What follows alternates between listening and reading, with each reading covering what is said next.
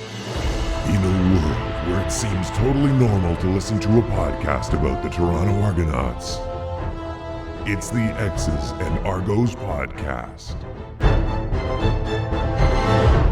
Welcome to the X's and Argos pregame walkthrough brought to you by Funny Bone Broth. My name is Ben Grant, joined as always by JB as we get you set for the Eastern Final. The Montreal Alouettes visiting your Toronto Argonauts. And if you are listening to this podcast, there's a pretty good chance you're going as the stadium is getting pretty full. We'll talk about that. We're also going to talk about a couple of last week's topics very briefly because we haven't had a chance to talk to you in a while. We'll just quickly go through what we thought about the CFL All-Star scenario.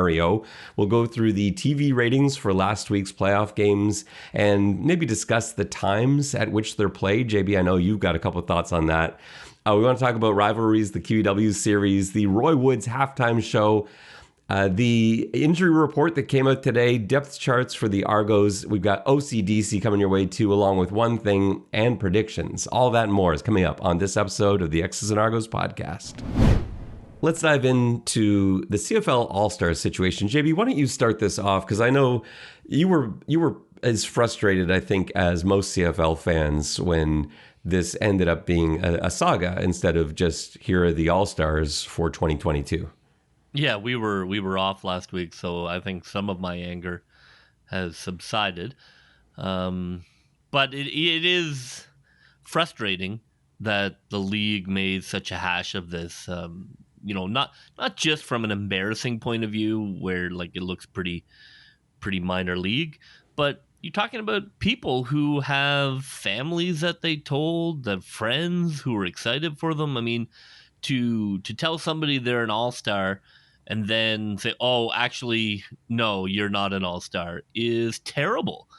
And the league office should have, done everything in its power to make sure that they got it right before revealing it, because you have to know, well, we definitely don't want to tell somebody they're an all-star and then be wrong about it. And it just feels like either nobody double-checked it or the people who double-checked it had not watched a CFL game since 1998. Not only is it for those reasons, and I equate it to phoning the wrong candidate to tell them they got the job and then calling back and say, oh, sorry, you actually didn't get that job. But in this case, this is tied into money in some of these instances where there are bonuses tied to contracts for all-star nominations. And that in itself is pretty upsetting. Yeah, you clearly could have looked at that list of winners and said something is wrong here. Every single media source and fan base and player was like, what is this list? There's no way this list is correct. And the fact that didn't occur to anybody at the league office, I think is not shocking. I guess I'm a bit too cynical to be shocked by anything like that, but disappointing that no one followed the league closely enough to realize that this was a very skewed, incorrect list of winners. So, it's better next time, CFL head office. In terms of the actual All-Stars, there were a few that initially were nominated that had it taken away that I'm really disappointed for. So initially it was 16 Toronto Argonaut All-Stars. Oh, and God. Just like you and I were saying, in a way, it's good that didn't stand, because talk about having a target on your back. A team with 16 CFL All-Stars. No, that's most of the CFL All-Star That's team. what really concerned me, was like, this is wrong. I mean, there's no way we have that many All-Stars, and now you're putting us, in the jackpot. So on one level, I'm glad that they fixed it, but yeah. And the ones I feel sorry for, like I think right away, as soon as you saw Andrew Harris on there and Boris Beattie on there, those guys are certainly they've played at all-star levels throughout their career. But this is not a good season for Boris Beattie. This is not a good season for Andrew Harris by his typical standard. And they had to know as soon as they saw that. They're like, that's a little bit odd. I feel really sorry for guys who had it taken away from them who were deserving, like Darius Bladek, Philip Blake. Like Darius Bladek, I had as my top graded offensive lineman for the Argos. He absolutely deserved to be an all-star this year. And Philip Blake, while I didn't have him graded quite as high, it was playing a position that he really never played aside from in an emergency in-game situation. And he's played amazingly well at left tackle to the point where they now have healthy left tackles, and they're like, no, Philip Blake, you keep doing it because you're a really strong left tackle. So those guys I really feel for. And, along with like Deshaun Amos, I think, I'm sure he looked at that and believed it because, he's felt very good about how he's played this season. And I don't think there's any reason why you would think, well, this can't be right if you're Deshaun Amos. So a few guys like that, Jagarrett Davis probably as well, where I think that's what upsets me most is knowing the roller coaster of emotions that those guys would have gone through. Now, the actual CFL All-Stars, all very deserving. You can't argue with McLeod Bethel-Thompson, second year in a row, that he's the CFL East quarterback, and it's his best year of his career. I don't think there's any doubt about that. And you'd say the same thing about AJ Ouellette and Curly Gittins Jr., all three of them, right? Best year they've had in their careers. Yeah, I'm happy with it. I didn't think they overlooked anyone, in truth, in terms of the All-Star selection. Somehow Hamilton got $1 million, which turned out really great for them when they went on the road. And yeah, so, that's the danger that we were talking about, though. I was so glad that they took the jackpot off us and put it right on your Hamilton Tiger Cats. And then offensive line recognition to Justin Lawrence, which is great for him. Again, a guy that has gone above and beyond, has really answered a serious concern for the Argos, not knowing at the beginning of the year. Like we thought Nick Castor at the beginning of the year that he was going to be out for a few weeks. And then you started seeing signs that the team really didn't think that. And here he's played the entire season and played really well after a little bit of a rough start those first few games. He's just nailed it down. Deshaun Allen, excellent job at right tackle. Really not his comfortable side. He played his entire time in college on the left, and he's been able to transition to the right without any issue. And then on defense, Oakman, awesome. McManus, I think the best defensive player in the league this year. If he doesn't miss those last few games for injury, I think he's right in that conversation. Jamal Peters leading the league in interceptions, and John Haggerty, the best punter in the league. You can't argue with any of those selections. I just felt for some of those other guys that didn't quite get there. The TV ratings were a bit of an issue this past weekend. It's not that they were terrible, but they were down, and that concerns me for a few reasons. Let me just go through the numbers quickly, and we'll get into game times, and not that changed, but I know you have some thoughts on that. So first of all, let's do the Montreal-Hamilton game. The reason this one is interesting to me is that it's the same matchup as last year, and so often it's tough to gauge Montreal viewership because we know that a lot of Montreal fans are watching on RDS, and it's really tough to get numbers from RDS. We know that in the regular season, they average about 200,000 viewers, we're told, but we don't know what that would have been like for playoff games. So that often makes it difficult. But here we've got a direct comparison because it's Montreal-Hamilton in back-to-back years. Last year in this matchup, they drew 685,000, and that's not including RDS. This year, 516,000. So that's down a huge number, basically down 150,000 viewers. So that's alarm bell number one. You look at the other matchup, and this was, to me, a huge ratings opportunity. You have BC with a Canadian quarterback, the return of Nathan Rourke, who everybody is excited to see, playing against a really good team, the Calgary Stampeders. I thought this for sure was going to go over 1 million like it did last year. Last year it was Saskatchewan, Calgary. They were over 1 million viewers. And this year with what I thought was a way more interesting matchup and a packed BC place, and it draws 754,000. I think that is concerning. JB, is this tied to it being a Sunday 1 o'clock and 4 o'clock Eastern start? It certainly has always been, my criticism, and now the numbers have always been solid in the pushback, but it never made any sense to me that the CFL tried to go head to head with the monolith that is the NFL. I mean, even Major League Baseball, NBA, basketball, I mean, these are major leagues that bow to the NFL. I don't know why they don't try and make Saturday their day. I know Saturday night you run into hockey conflict, so that's probably an issue. If you went Saturday, 1-4, maybe you avoid the hockey conflict. It seems to me Saturday would be better. But yeah, I was a little surprised. I thought the Calgary BC numbers would be stronger. I guess with BC, they've been kind of weird because like Rourke was out, and then he didn't really come back, and they weren't very good, and they've had a bunch of injuries, so they're a bit of a wild card. So I guess maybe that's why the excitement for the BC team had kind of dissipated. People weren't sure what Lion team they were getting. Calgary is not a particularly exciting team to watch. But yeah, I was surprised that BC Calgary didn't create more tension, more kind of electricity, more sparks. Yeah, I don't know what to put that to. I don't know if Saturday fixes that or if it's just kind of a down year, but I'm surprised by that.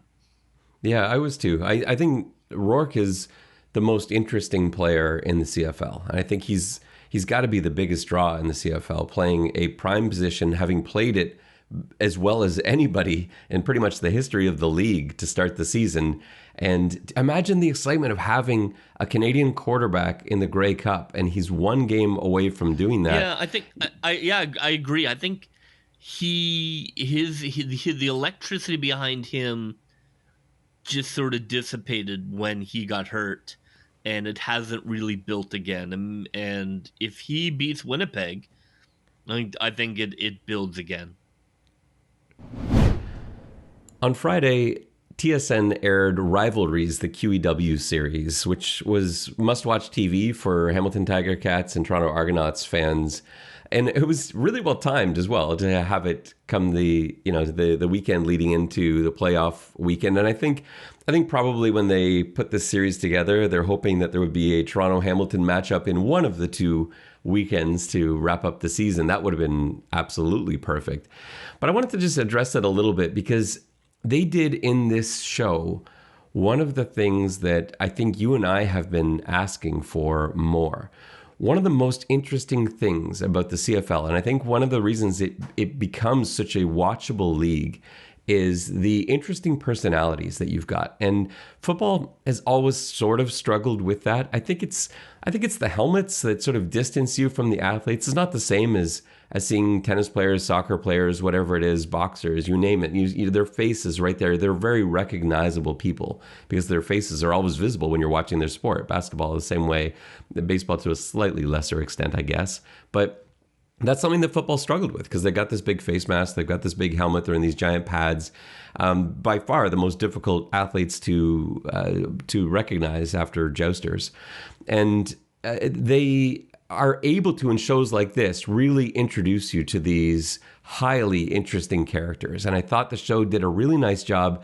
They talked to a lot of different people, but really focusing in on McLeod Bethel Thompson and Enoch Mwamba for the Argos, and really focusing on Simone Lawrence and Dane Evans for the Tiger Cats, all of whom have fantastic stories, are very well-spoken individuals, and really engage the viewer. And you watch a show like that, and you absolutely want to see the next Argos or Ticats game. How can they maximize something like this? Like how is this not just like a one and done where, well, that was fun, wasn't that great, let's move on to something else? I'd love to see them, certainly MLSE has the ability to look at like an open gym style TV show about the Argos. I think that'd be fantastic. The issue, of course, is getting people interested in it, and whether the ratings are there for it or not. But I'd love to see them at least give it a shot. I know they kind of have in the past, but I think it's worth resurrecting to see if you can, follow the team for a year and let people see who these guys are, and that like how most of them are not making $9 million, $20 million, $40 million a year, like so many other sports stars are, and are way more relatable. That literally they're just here because they love the sport, and they want to be a part of this thing up here in Canada. And fantastic personalities and interesting guys, and I really think there is a show there. I mean, I have no doubt there's a show there if somebody was willing to try it for a year. I don't know whether the CFL would do it as a league, or if somebody could get some money from TSN to try it for a year. But I know they ran that series. It's probably 6 or 7 years ago now, and it didn't catch fire. So maybe that's the problem. But I would love next year for them to try and build the whole season. There's more of these shows now. Like you look at that Premiership, the third league show about Ryan Reynolds owning that club in Wales. That model of show is becoming a little more popular. So maybe somebody will get some money and do it. Hopefully the Hamilton Toronto ratings were decent, and that maybe gets somebody at TSN thinking. I think one of the hardest things to get is for the teams to agree. Like even with the F1 show, which has turned into a huge hit for them. In the beginning, everybody was very hesitant to get involved. In the first season, you barely see anybody that you recognize.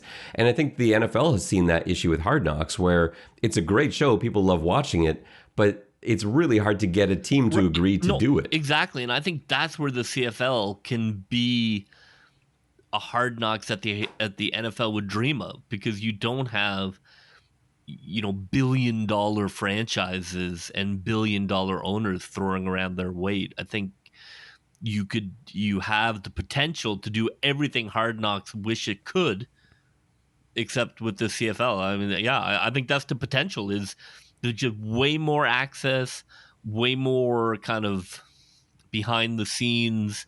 It's just everything's on a different scale, so you're way more likely to really let people know what it's like to be a professional football player. I think it's a golden opportunity. I really hope TSN, decides to invest in a show, because I think it would be great. And they're always looking for content, and I see all kinds of shows on TSN that I don't think are particularly good. So maybe replace one of those. The Toronto Argonauts have announced their halftime show for the Eastern Finals. I don't think I'm a good gauge of halftime show. Like I know about 4 bands that are under the age of 40, because that's just me. So I recognize anytime anyone is announcing a halftime show for any event, whether it's Grey Cup or Eastern Final Weekend, Western Final Weekend, semifinals, what have you. You didn't buy an OVO pass last year? I did not. And right. So I recognize right away. Like I what I think about the artist that's named means nothing. And I'm quite happy with that. What I want to see when anyone names an artist performing at a CFL halftime show at any stage of the regular season, playoffs, Grey Cup, I want to see that it is either going to bring in people that are not currently CFL fans and it's really going to interest them and engage them, or I want to see it appeal to the population that is paying and is going to be there, and they're going to be really pleased with it. And again, I'm neither of those things, so it's not for me, and I'm quite happy with that. Tell me about Roy Woods. Why is getting Roy Woods to perform this weekend at the halftime show such a big deal? Yeah, it's a real coup, I think, for Toronto. He's a Toronto-based artist on Drake's label, and sort of a R&B weekend. Sometimes sounds a little bit like Drake sing rapping. He's fantastic. You look at his Spotify, and his tracks have hundreds of millions of listens. And he is an urban R&B artist, which is an audience would be fantastic if the Argos could reach out to more and sort of draw in. He is let's be frank, he's a lot cooler than the CFL is a lot of times. And that's a real coup to bring him in and add a bit of juice to the East Final. And it's not half a country artist, but Toronto's doing the best that they can. I gather you're not 100% pleased with the Grey Cup halftime show? Hey, look, obviously it made Saskatchewan happy, and God bless them out there. Very well said. I think, and again, like with that, I don't know. I can't evaluate country music stars or a country music act, but whatever it is, but it's not for me. It's okay. I'm fine with that. As long as it is doing one of those two things. It's got the local audience happy, awesome. If it brings in other viewers, awesome. Maybe it can do both of those things. And I hope that Roy Woods does a little bit of that for the Argos this weekend. Yeah, it's great. I mean, anytime you can be cool, you should be. And I think full credit to the Argos and pinball, and you can see from the players, man, the players love it. So I think that's awesome to kind of break out of the kind of stodgy, dorky, sometimes feel that the CFL has. And I don't want to badmouth like dog racing competitions that we saw last week, because I do think those are outstanding. I like those, but again, not for me. This is a much better act. The fact that you've got players on other teams. I'm sure Roy Woods would be very happy to know he's better than dog racing. But that's for me. Like, if you're trying to entertain me, you've got dog racing, you've got that lady balancing plates on a unicycle. Like, that's me. That's what I want. But I should not be the target audience. You've got me. You don't need more me's in the stadium. There's thousands of me's already there. And so, yeah, I love the fact they've got this. The fact that you've got other players and teams around the league saying, "Man, I wish I was at the Toronto halftime show." Yeah, it's a great get. So they've opened up the upper east side of BMO Field. The entire west side of the stadium is sold out. The lower deck of the east side of the stadium is sold out. The end zone is sold out. The only section left is the Upper East Side. I think that's fantastic.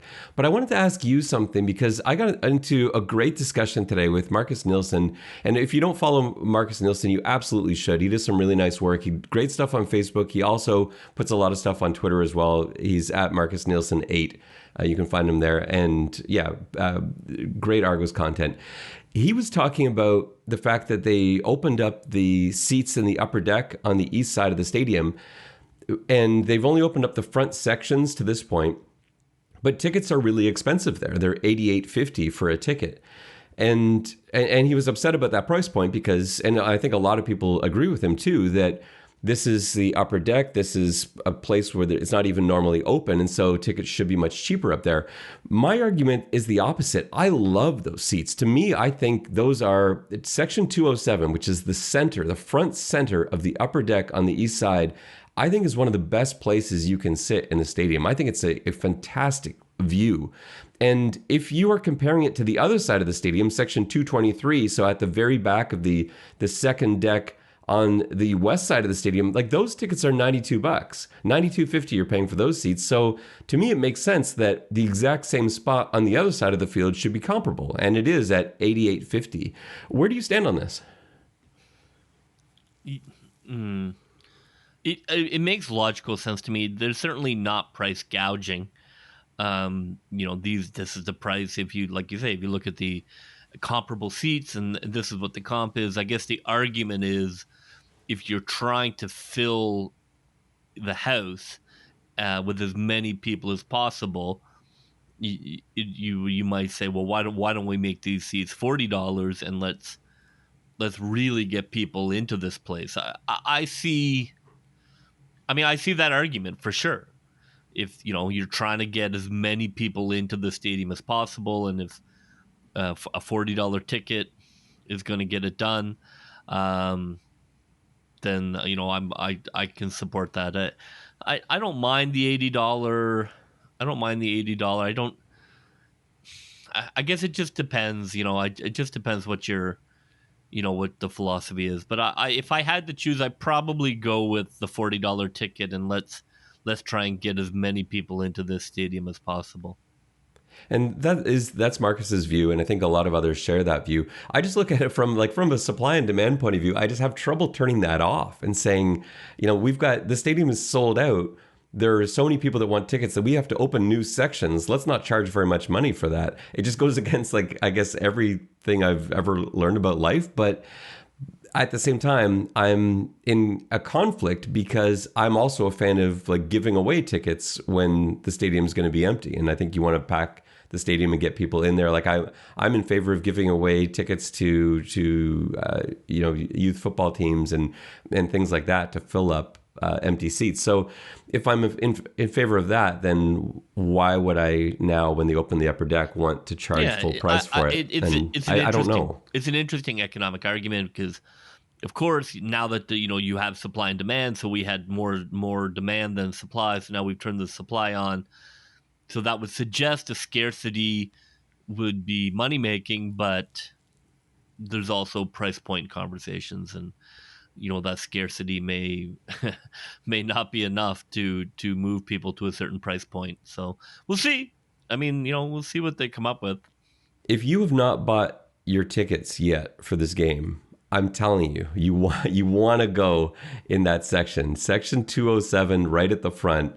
Not only is it an amazing seat, you're going to have the smallest lines at the concession stands and the bathrooms because it's only the front of those sections they're opening up. If you haven't got your tickets there, that is the place to get them. It's an amazing place to watch the football game. There is a more than decent chance that one of the two people on this podcast will be sitting in that section. I know. Well, you love being in the stands, and that's if you can be anywhere, that might be the best section to sit in. So I would expect that you'll be across the way there with all the fans in 207. And it should be good. It's going to be cold, but it's going to be warmer than last year. So I think it's going to be a nice day.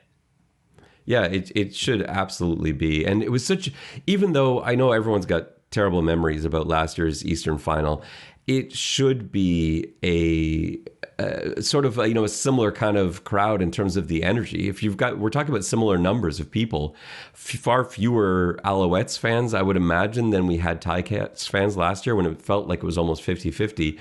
I think this is going to be an incredible environment. And I also think this is a pretty huge achievement for the Argos. The Argos get ripped all the time for attendance numbers, and I get that league-wide. I get why other teams look at it and they're like, what the heck's going on in Toronto? But when you are able to sell this many tickets and not have Hamilton Tiger Cats filling up a lot of the stadium, I think that shows a huge improvement. Attendance numbers have looked much better this year compared to last year. And the numbers for this Eastern Final, I think, are highly encouraging. I think people are going to be really, well, maybe not surprised, but the BMO field is definitely well designed for creating crowd noise. And 12,000 people are able to sound like 25.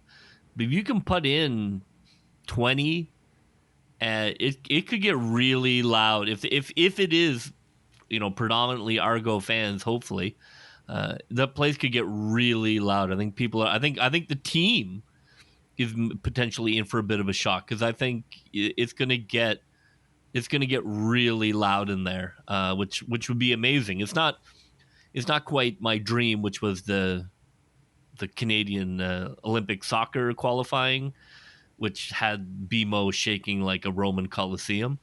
But maybe, someday we could work to that. But I think Sunday is going to be a home field advantage that Toronto has not seen up to this point. The injury reports came out today for both teams, and JB, this is the first time in a long time there's really good news on Toronto's injury report. And after a season full of cringing when you get out to first practice of the week and see who's healthy and who's not, who's able to go and who's not, it was pretty encouraging today seeing just the sheer numbers alone of healthy bodies we had out there running around making plays and participating in practice. The Argos are getting exactly as we hoped. They seem to be getting healthy at exactly the right time. My 45 looks like a hell of a unit. I have to say. I think you look at that group, and that is a team that should go to the Grey Cup. My favorite thing today, watching, just sitting there with you watching practice, I couldn't believe the number of O linemen that they had as a positional group, because we've been there for practices. Like in the summertime, there were some times when we were there and they barely had enough O linemen to be able to run drills, to be able to run plays, because they were so banged up. When you had Blake and Allen having to rest, everybody else injured, you basically had 3 starters that were able to go, and whoever else you had off the practice roster. I think they had like 12 or 13 guys dressed out there today on the offensive line, and that was highly encouraging. But that makes for some very difficult decisions, and we'll talk about that in our next segment when we start trying to figure out who plays and who sits. But let's look through this injury report. So basically, everybody that did not practice at all today were guys that we knew wouldn't practice. Maurice Carnell being the most recent with that knee injury, and I think that's unfortunately going to be it for him. And everyone else we knew was already expected to be out for the season.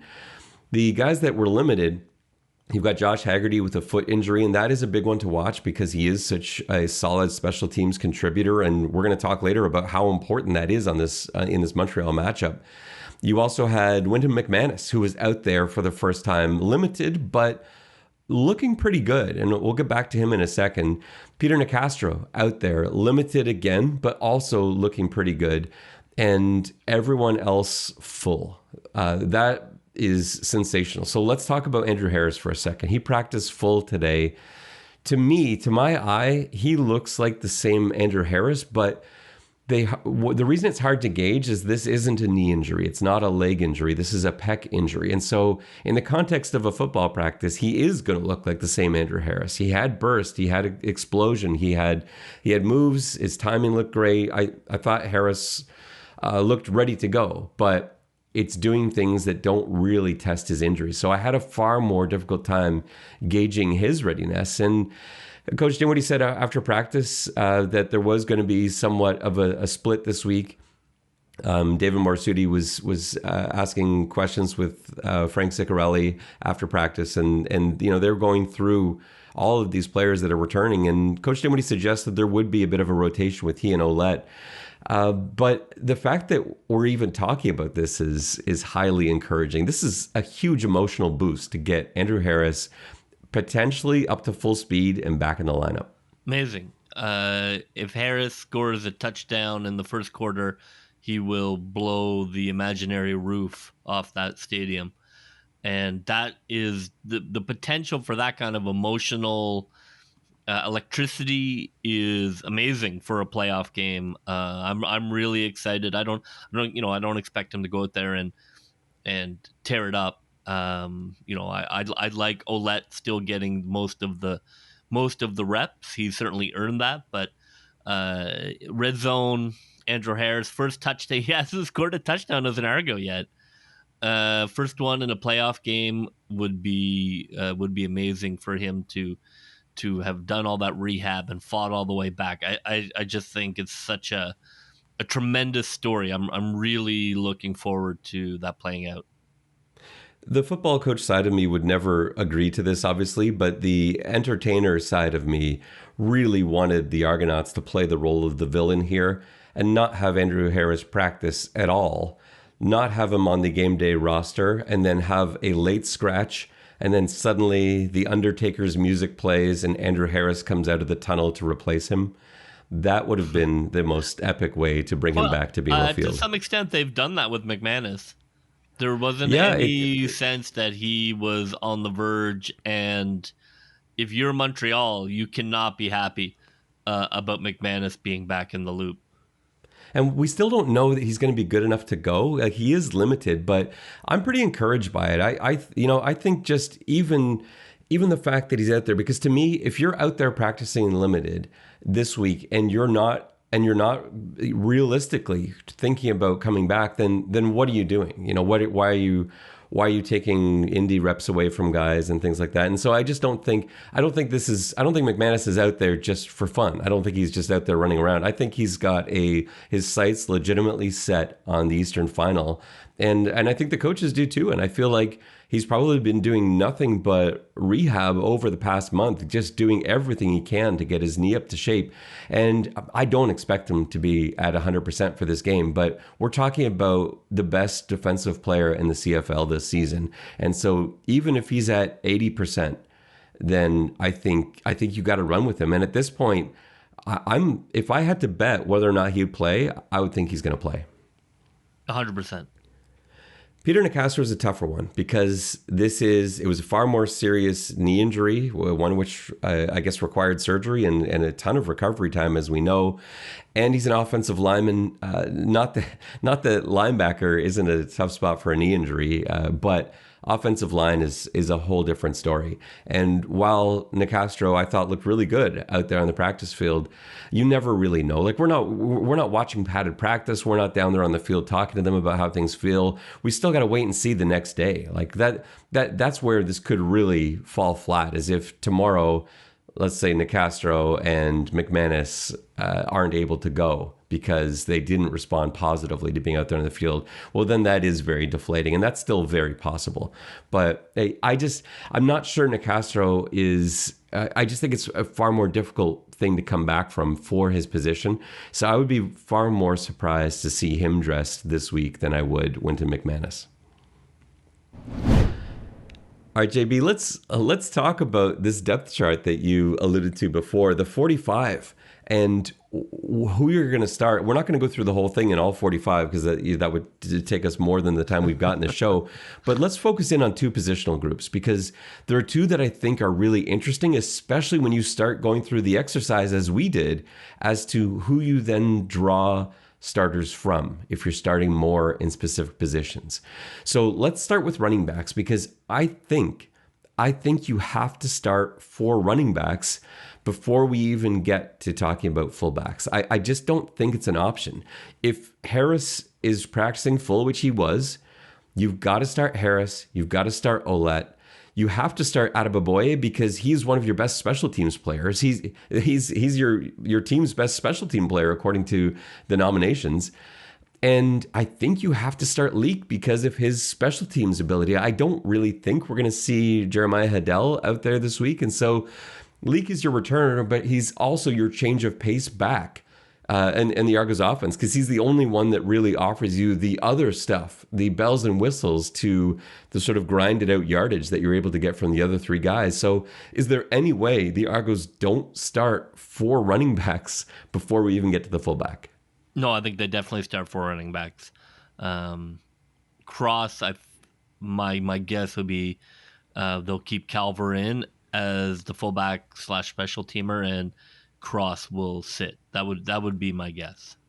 I would say it would go the other way around, or they don't go with a fullback. Like I know Calver's done so much good stuff on special teams, and he's added a different element, but he just doesn't have the same experience. He's only been playing fullback it hasn't even been a month yet. Cross is a well-decorated fullback. We know what he can do out there. He's far more a sure thing, I think. And so while I love Calver's contributions on special teams, Cross is a good special teams player too. He plays different roles, and I was looking back through film just to see like every spot that Declan Cross has landed up there, and I think it's just hard to lose him. But I feel the same way about Calver too. That said, this team went 3 straight games without dressing a fullback at all. Yeah. So if they need to draw from somewhere, well, it could be both. Yeah, it could. You know, when we look at who else they're going to add here, but for me, one of them goes for sure, and you start 4 running backs. Yeah, absolutely. I don't think there's any way you have 2 fullbacks out there. And yeah, you think it's going to be Calver dressed. I think it's going to be Cross dressed. But I wouldn't be shocked if there's no fullback dressed. I don't see that happening because it does limit the kinds of things you're able to do. But, you know, we've seen the Argos use offensive linemen as the extra tight end. That's one of the greatest takeaways from the last game of the season was when you had Ryan Hunter playing center and Justin Lawrence came in as a tight end, man, that was a fantastic package. And so if you don't dress Cross and Calver and you want to go that route, chances are when you've got a fullback out there anyway, and the way that Dinwiddie, his offense, Coach Dinwiddie doesn't throw to fullbacks anyway. They have 8 total receptions in Dinwiddie's entire tenure. I'm talking about fullbacks, tight ends. This is not, and Declan Cross, a guy who once had over 60 in a season receptions, this is not a well-used pass catching group. So there's not really much trickery going on there. When you bring in a tight end or a fullback, usually you're running the football. And so putting an extra lineman out there, I think, answers the brief. Let's talk about the other position where we'd like to have more guys. Typically, the Argos have had 7 guys on the offensive line. I think there's a real logical reason to dress 8 guys this week. Are you with me on that? I don't think so. I think it would be a tremendous luxury, but I don't think Nicastro dresses. I just don't see where you steal from. Maybe you go down a receiver. Maybe Brissett comes out, or Tommy Neild. You go down a receiver, but the chances are you're not going to need 8 offensive linemen. I think you've got 7 fantastic offensive linemen. I just don't see them needing 8 in the way that you're going to need an extra receiver. So I probably lean against Nicastro for this game. Yeah, this is a tough one for me because I would like them out there, and I love that tight end package and the stuff they're able to do there. But it hinges on whether or not they feel Nicastro is ready to go, and obviously we can't tell, but they know. And if they feel like he's ready, if they feel like he can actually play this week, who do you sub out for him? I think, and that's the issue. I don't have a good answer for this because you can't take away from the defensive backs. And it's really tough to take away from the receivers because you don't want to be in a position where a first quarter injury takes away half of what you were planning to do. That's where I just don't think. Yeah, I think 8. It has to be from the defensive line. And then I look at, so are you going down to 7 on the defensive line? Because you have to, assuming you're starting McManus. Yeah, I think you're already taking from the defensive line to bring McManus back in. I know. And so that brings you down to 8. And if you want to start another offensive lineman, that's now 7. No, I don't think that's good. I don't think that's good roster management. I know, and I can't really argue with you because I believe that, especially against a team like Montreal, who we expect to pound the football. You want to be able to bring in fresh defensive linemen. You don't want to be in an injury situation that now limits you to 6. So, yeah, I really want to start I really want to address 8 offensive linemen. Like you, I'm not sure there's a way to do it. If you can find a way to do it, you do, but I don't know how comfortable I feel with it. I just don't see the numbers. I don't see who you. Yeah, maybe like you say, maybe you take away. So now you're going to go down 2 defensive linemen. I think that's really it's too risky. It is too risky. You can't, not against this team. If it's a different team, maybe. Because really, I would say there's a very good chance Nicastro would not play at all as the backup center because we already have a backup center. You've actually got 2 because you've got Ryan Hunter and Phillip Blake who can play there. So yeah, I think you keep them in the mix, but not. I don't see it, but I'd be curious. That's why they get paid the medium-sized bucks. And again, just think about how fortunate the Argos are. We're talking about the man who was voted the best lineman on the team last year, the Eastern Award-winning lineman. Love the 7 we're dressing if Nicastro doesn't crack that. Love. Yeah, absolutely.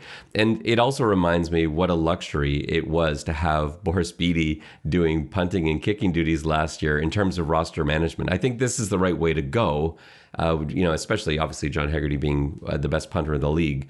But the luxury that having a kicker/punter is for your roster management is huge when you start trying to fiddle around, put this together, get your national players, your global players, etc. It was amazing to have that extra body last year, but you can't. There's nothing you can do about that. That's how it has to be for right now. Gets to dress? I don't know. And that's another one too. He looked so good in that last game. He provided something I like him in a playoff game. Yeah, and it's something they didn't have anywhere else. There's no one else in the team that can do. Eric Rogers was the only receiver on the team that could do what Breskison was doing. Those boxing out catches down the end zone, the reach he's got, the instinct he has for the ball, great hands, especially in traffic when he's getting bounced around. No one else provides that level. And so, yeah, I want to find a way to get him dressed, but I don't know. I don't know how to do that either. So this is tough. Maybe Brissett. Yeah, maybe out. that's it. Maybe that's it. But he's such a good special teams contributor too. And I agree. But I like Breskison in the playoffs. I think you're looking for a veteran guy. He's got great hands in the red zone. That I would lean that. Probably you'd have to ask the special team coach whether he likes Brissett over Neald. Brissett can give you some returning too if you needed it, but. Brissett or Neald, for me, one of those comes out for Breskison. And Coach Dinwiddie's saying today that he's expecting Leak to do a lot of the returning and that we might see Banks out there, which is kind of an interesting one too.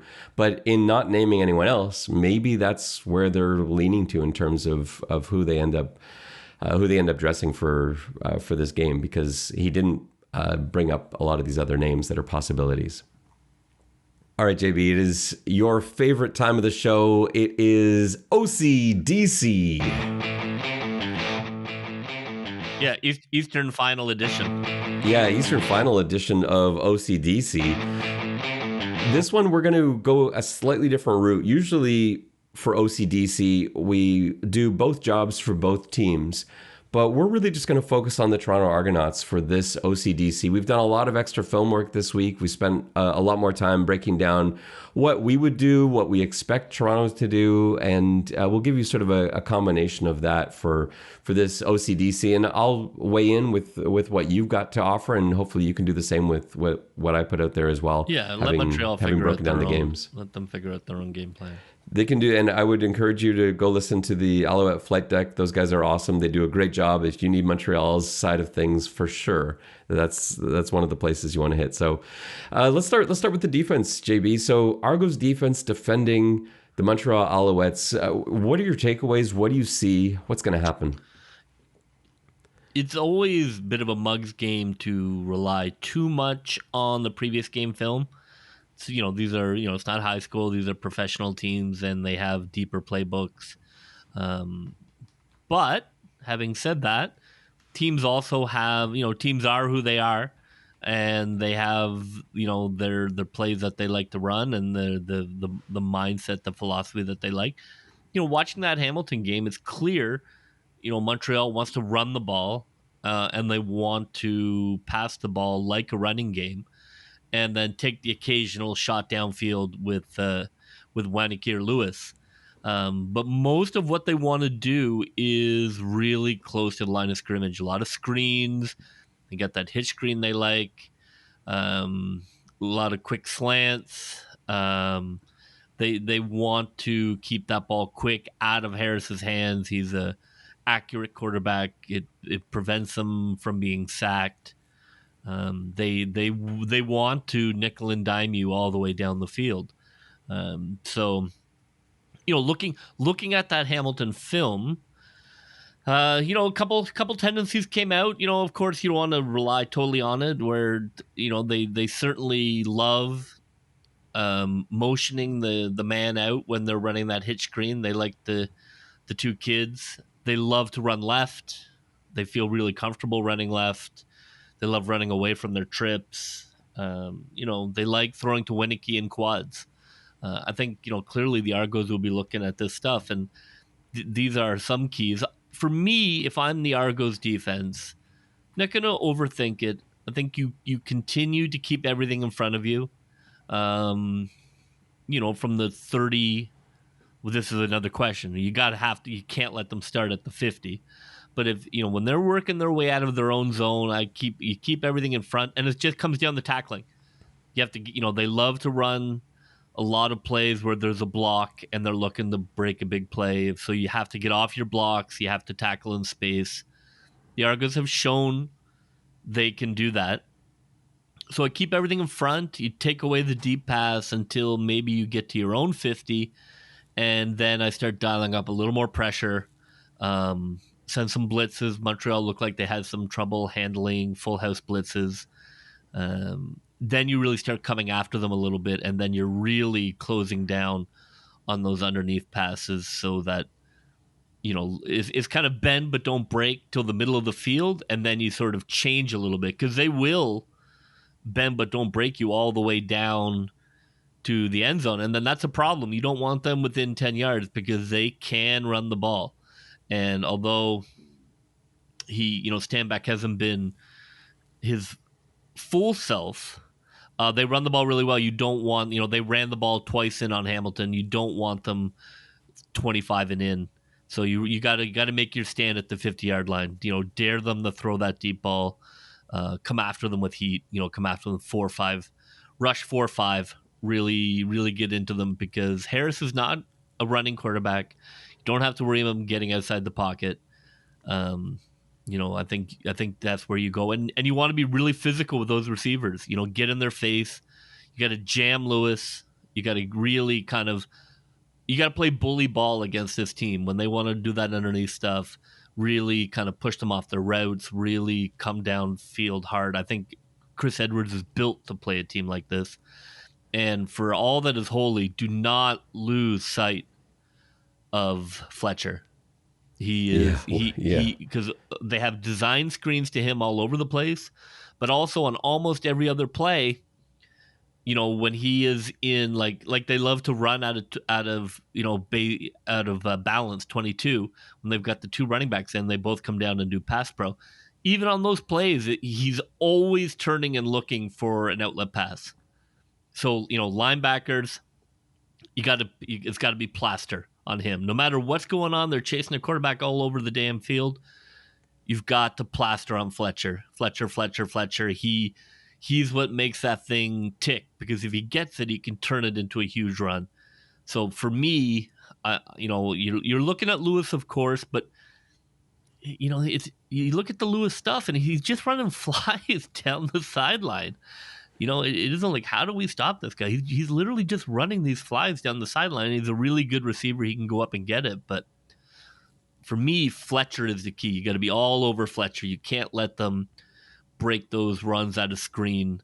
Just be alert screen and alert those hitch screens and get off tackles and get off blocks and tackle in space. It all sounds really simple to do, but Hamilton did a terrific job. You watched that second half. Montreal didn't have anything on Hamilton in the second half. Now Hamilton's defense is, their defensive line is very good, but I think Toronto can replicate that. Toronto is a very physical team, and I don't have any concerns about them getting off wide receiver blocks or blowing up. Montreal for sure is going to throw some fake hitches and goes, and they're going to throw some double moves to try and catch Toronto crashing on that underneath passing too much. But I think I'm really looking forward to what Toronto does. I think we're not a great matchup for Montreal, offensively. So if you're keying on that underneath stuff and you're keying on Fletcher, and then you start bringing heat by the middle of the field, I think you're gonna be really happy with how it goes. But you cannot let them score on specials, and you can't let them dictate field position on specials. That's really what it's going to come down to.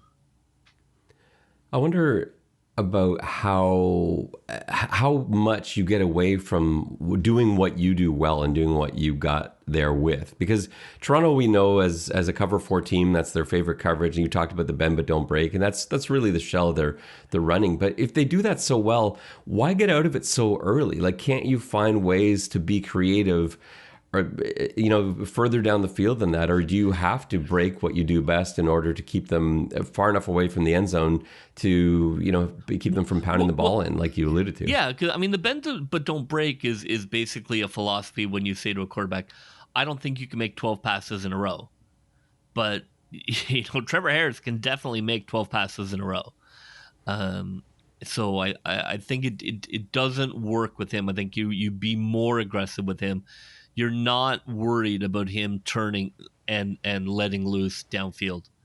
Um, so for me, you defend against that early. You don't give them free downfield looks when they're trying to get out from underneath their end zone. But once you get to the middle of the field, you have to stop giving them free money, because he will take that free money all day. And Hamilton bullied them in the second half, and it worked. It really did. I mean, they were really able to push guys off their routes, and it's all timing stuff. If you jack those guys up, and you play tight man coverage, Montreal has a problem in terms of being able to move the ball successfully. As long as you're, and this is where complementary football comes in, you don't want to be down to Montreal. You don't want them to start really rolling the running game, because they can. They won't, because it tends to eat up tons of clock, but they can really do it if they have a lead. Let's switch over to the other side of the football. And I'm going to first sort of break down what I see when I look at the Montreal defense, then I'll go into some things that I want to attack them with. So I think obviously they've got a very solid defensive line. Sewell is a real problem. There are a couple guys on there I like. I know Moore has also caused problems last week, and he was an issue playing Toronto a few weeks ago as well. So the D-line is a concern. The linebackers are interesting because you've got Awe, who's out and is probably going to be out for this week. He didn't practice today, and so I'm kind of thinking that he's not going to be there. So you've got Chris Aki playing in the middle, Beverett and Pickett, the other two backers. None of these guys are giant run-stopping backers, and that is a really interesting thing to me. Now, how Montreal tries to use this to their advantage is because they're basically, you've got like two Will backers and a Sam backer is essentially what you've got. And so they take advantage of the skill sets that those guys have. So they move them all over the place. They put them in all sorts of different formations. There's a ton of creativity with their linebacker use, and that can really cause problems with you. It causes problems in terms of blocking assignments. It causes problems in terms of quarterbacks not picking up a backer because you're not expecting him to be in that spot and throwing an interception. And it causes problems from them being able to blitz from places that you don't typically see backer blitzes coming from. And that can catch both the offensive line and the quarterback off guard. So that's one of those things that linebacker group does well. Now, the weakness of this group is that they don't have a true run stopper in there. And while I do like Montreal's defensive line, it's a big deal not having Awe in there to be your run-stopping middle linebacker. So I think for starters, when you're looking for a place to attack, that's got to be on your radar. You have to find a way. If teams are thinking outside of the box in terms of how they're going to set up or line up, you have to find the reason why every team doesn't do it that way and exploit it. And the reason every team doesn't do it this way is that you can get run on up the middle. And so that's going to be the primary area of focus for me, is getting yards running up the middle. I'll talk a little bit in just a little bit about how I want to do that. Continuing on to their DBs, they've got some real strength in the middle there. I like Dequoy in the middle. I like Murray and Sutton as the halfbacks. I think it's going to be tough to take advantage of them. I think they play pretty honestly. Dequoy's the only one that really will take chances, but he just doesn't get burned a lot. His chances that he does take really play well for him. He's a hard hitter. He's not a guy that I think we can see the Argonauts exploit to the degree that I did think they could earlier in the season. I just don't think that's there. Instead, I think there's some vulnerability at corner. So you got Lyon on the boundary side. You've got Mike Jones, the DB, because they do have two Mike Joneses on their roster. Mike Jones, the DB, on the field side. There's room to take advantage of these guys. Now, Mike Jones is coming off a huge game where he had 2 picks, but I think Hamilton saw something on film where they wanted to take advantage of him. I think what Hamilton saw is a vulnerability there in Jones's coverage. Jones is fantastic with the ball in the air, and we saw that with the 2 picks, but he can be beat. And I think if you can find a way as the Argonauts to get him lined up against Banks, Daniels, Gittins Jr., I think that's where you want to go. If you find them in man coverage and one of those 3 receivers has Mike Jones, you go after Mike Jones, but you better make sure you throw a good ball. Because if it's like what we saw with the Hamilton-Montreal game and that ball is behind, he's going to pick it. Because both of those throws, they were bad throws. They were balls that didn't quite make it there. Jones is going to pick it up in the air and make you pay for it. So you just got to make sure that you bring that ball in accurately. And then Lyon on the other side, he's really aggressive, and I think that's something that you can take advantage of. That I want to see double moves on that side. I want to see you show tendencies that he's going to be playing on. He's going to come crashing in aggressively like he does when you run things like the Ambles screen that we've seen them run all year, those quick outs. He's going to be all over that because he was when Hamilton did it this week.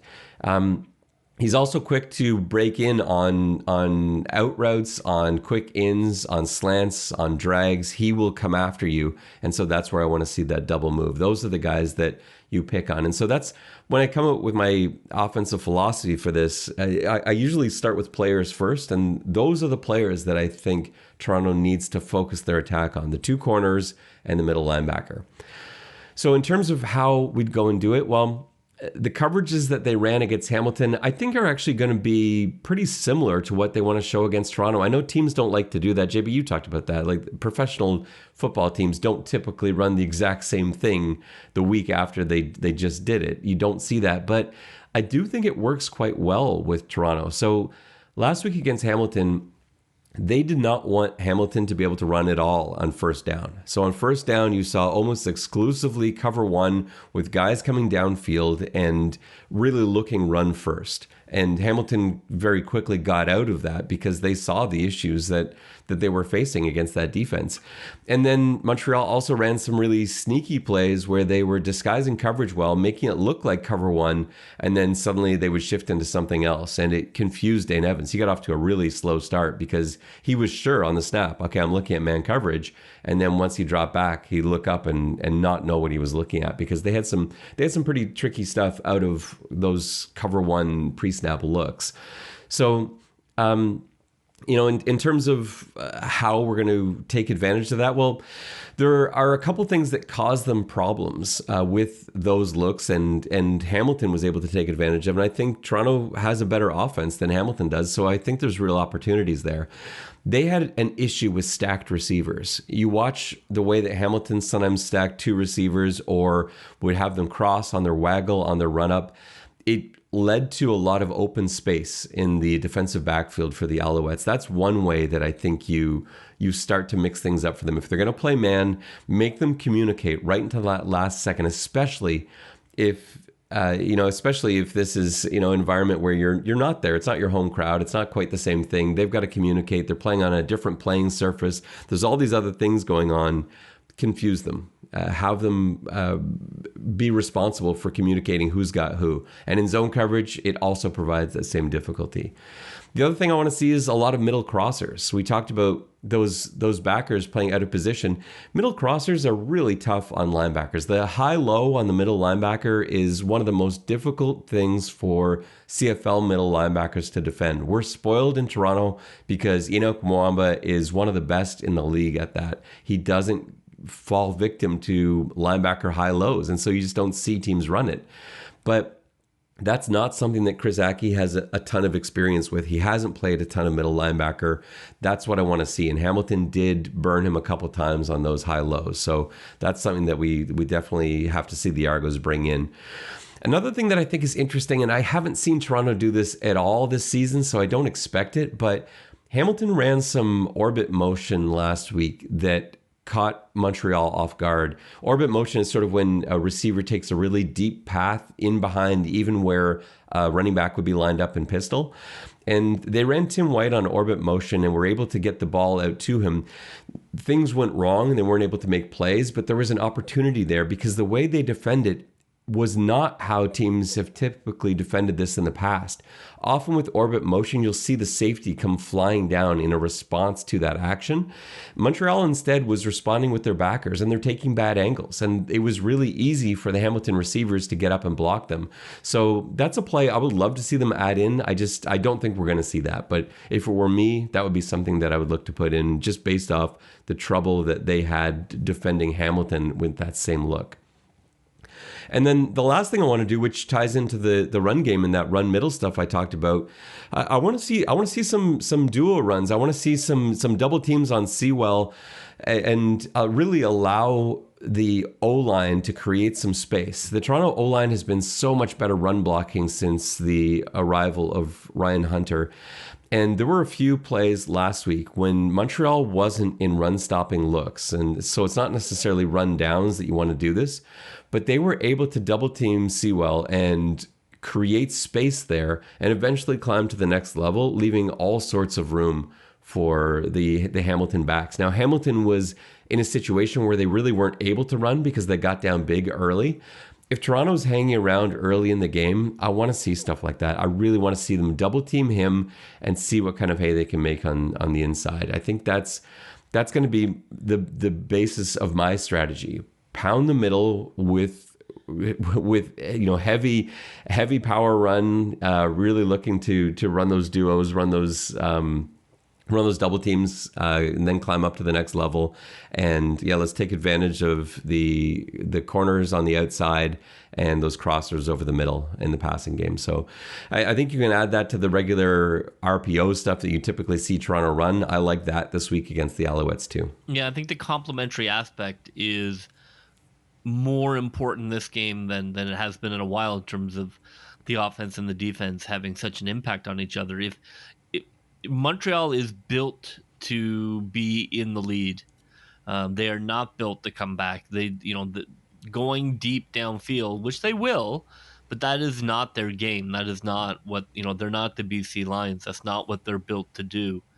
And you want that. You want Montreal down 10, down 14, trying to push the ball down the field and get them out of their sort of frustrating wear you down offense where they finally get you sleeping or overreacting to the underneath, and then they hit you deep. So that's where the offense can have a huge impact. If we can get up on Montreal early, everything changes. I think that plays beautifully into our hands. It's not typically a part of OCDC, but special teams is going to be massive this week. Yeah, I mean, you saw it in the Hamilton game. He started with the opening run, where he got past the 50, and those are game-changing runs when you're trying to catch up. When they got close, and Worthy broke another big one.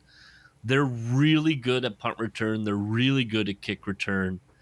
I don't know if we're quite at kick the ball out of bounds, but they're really good at it, and I think you try early to get there, to get off those blocks, to make sure that you have redundancies, because if you get a guy getting washed out, you can't just let that be a lane.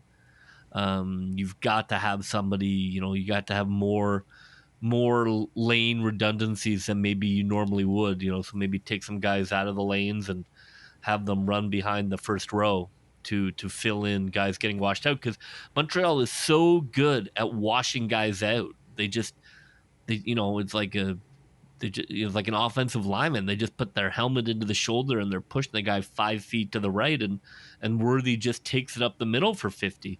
It's huge. It's going to make the difference. It's going to make the difference in the game. If they can keep Worthy under control, I guarantee a victory. If they can't, it's going to be a harder game. It's a roll of the dice every time you kick or punt the ball to Chandler Worthy, and it's something that I would rather you lose a little bit of distance for more height and get your guys down there. I think that is favorable. You can't always punt it out of bounds depending on where you are and what the penalty yardage is. Yeah, but to me, squibbing is not a bad idea, but sometimes it messes up the timing for your coverage team too. I don't know if I think I'd rather just get more height on it and have your guys all standing in a 5-yard halo around him when he catches the ball. I gotta say, I know a special teams coach doesn't want to throw the white flag, but if I sit there and watch Chandler Worthy run back the opening kickoff for a touchdown, I'm gonna throw my phone into Lake Ontario. I think a squib is something to look at, where you just hammer it down the middle of the field, and okay, they get it at the 30, but okay, that's fine. We didn't pin them at the 5, but they didn't run it back to the 40.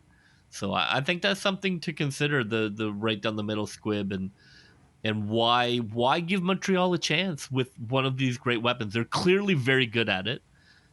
I don't know why we risk it. And I speak of a Super Bowl once thrown by Bill Parcells where he just kept kicking the Desmond Howard. Um, Nothing wrong with making a smart decision. It's the one area in which Montreal has a clear advantage over the Argos. Yeah. I And mean, so our if coverage team has been pretty good, but I thought it made the difference in the Hamilton game. In a couple of key moments, his returns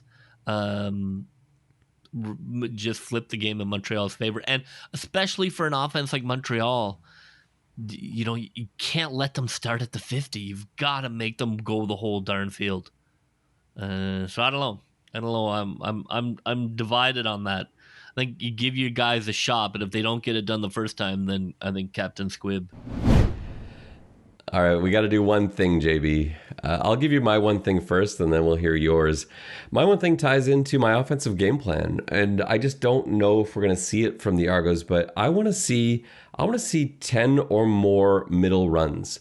10 or more runs between the tackles, because I just think that is where they are most vulnerable this week. So unless there's a miraculous recovery from Alouettes, in which case plans have to change a little bit.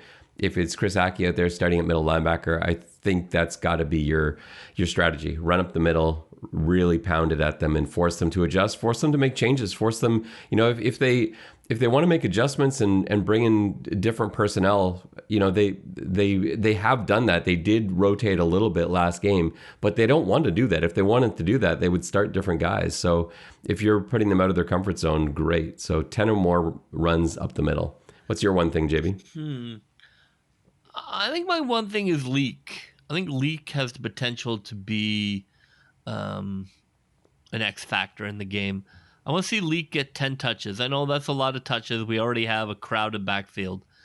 But whether it be run or screen pass, I'd like to see Leak get 10 touches. I think he complements the physicality of the other two guys. Not something that we've done a lot of. I'd love to see 2-back sets out there with one of the hammers and Leak. Whether it be jet sweep or tight end reverse. I think Leak is a weapon that we should use a little more. So I'd love to see that.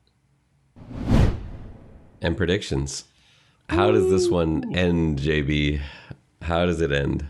Well, I do believe we are going to win the game. I do believe the Argos are victorious.